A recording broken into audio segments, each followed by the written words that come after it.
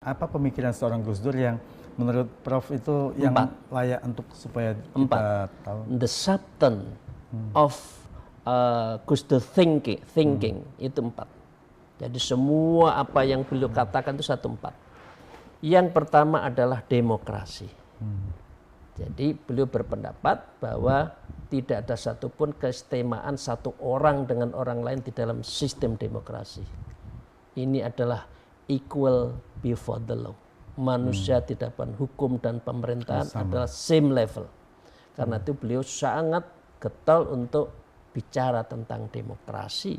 Karena demokrasi tiadanya adalah menempatkan manusia sebagai subjek. Masih ingat beliau mendirikan forum demokrasi kan saat itu. Ya. The secondly adalah humanism. Humanism, kemanusiaan. Itu sebagai inti dari relasi manusia satu dengan manusia yang lain. Dan berkali-kali Gus Dur, dalil yang selalu dikatakan oleh beliau dari hadis, khairun nas anfa'uhum linnas. Sebaik-baik manusia adalah orang yang paling bermanfaat kepada orang lain. Orang yang berbuat baik tidak usah ditanya agamanya apa. Itu Gus Dur. Karena berbuat sesama manusia harus baik ya. Ada humanisme. Itu yang kedua. Yang ketiga adalah toleransi. Ya, toleransi itu memang pada prinsipnya manusia itu memang diciptakan berbeda-beda. Saya berkulit agak sawo mateng, Mas Edi juga langsat. Kuning langsat, ada yang hitam. Memang Tuhan menciptakan seperti itu kok. Masa harus semua makhluk Tuhan, harus beda, harus semua putih kemudian dikasih cat biar putih, ya beda. Agamanya sudah Tuhan menciptakan macam-macam pada mereka ya. Masa harus disamakan? Kalau sama, mengapa harus dibedakan? Kalau beda, mengapa harus disama-samakan? Dan itulah Gus Dur mengembangkan toleransi. Ya. Beliau akhirnya disebut apa? Bapak toleransi. Oke, 2, 3 kan? Yang keempat, Gus Dur selalu mengembangkan yang namanya adalah civil society. Karena satu pemerintahan yang uncontrollable, pemerintahan tokoh yang tidak dikontrol, yang tidak dikritik, dia cenderung totaliter. Dan ini mengambil dari sikapnya Lord Acton, yaitu the power tend to corrupt, absolutely power tend to corrupt absolutely. Jadi kekuasaan itu cenderung korup.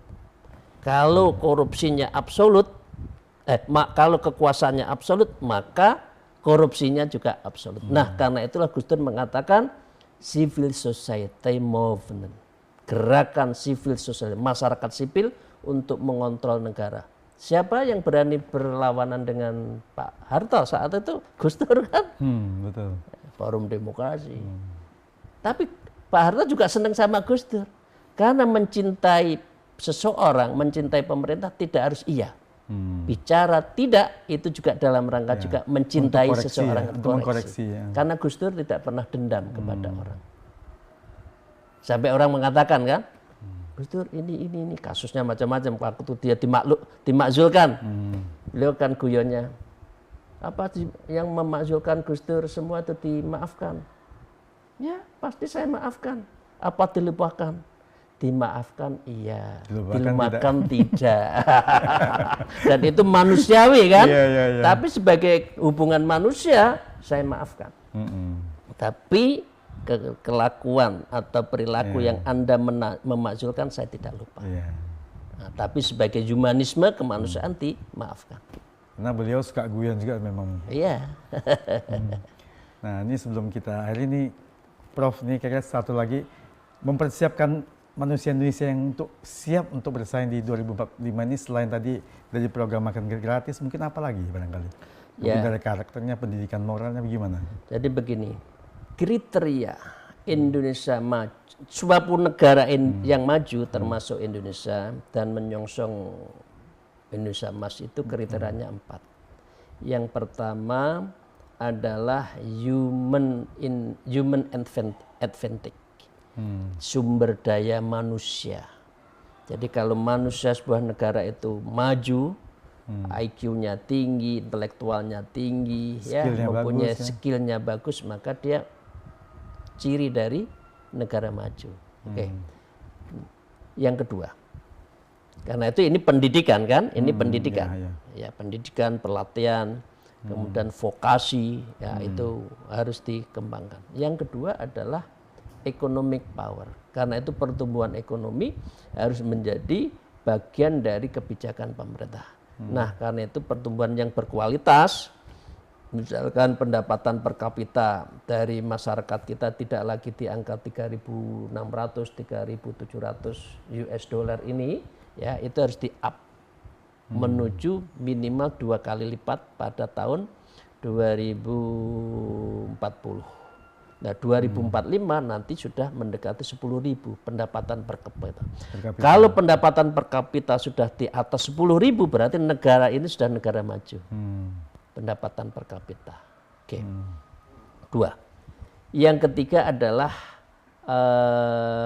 ketersediaan food and energy security. Jadi ketahanan pangan dan energi BBM. Karena tidak ada satupun negara di dunia itu perang tidak disebabkan karena energi dan urusan makan. Jadi demikian pertahanan food estate itu sebetulnya behind missionnya adalah menjadikan Indonesia itu sebagai lumbung pangan. Cuma kan proses. Tapi kan sudah dibully kemana-mana. Ya. Untuk apa? Untuk ketahanan dari sovereignty, kedaulatan pangan dan kedaulatan energi.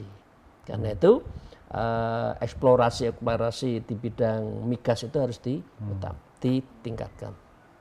Thirdly, and fourthly is military power.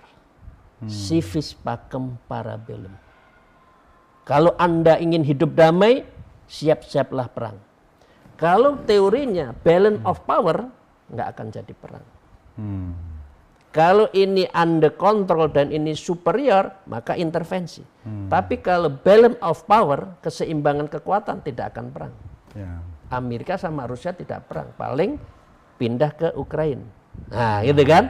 Nah, karena itu military power yang akan saya yakin Pak Prabowo dengan alutsista dan sebagainya yang dibeli dengan mereka, dan kita menjadi negara yang mempunyai kekuatan militer yang kuat ini dalam rangka melengkapi the fourth advantage of Indonesia at future, the golden era. Saat era emas dengan memiliki 4 inilah yang menunjukkan Indonesia akan menjadi negara maju.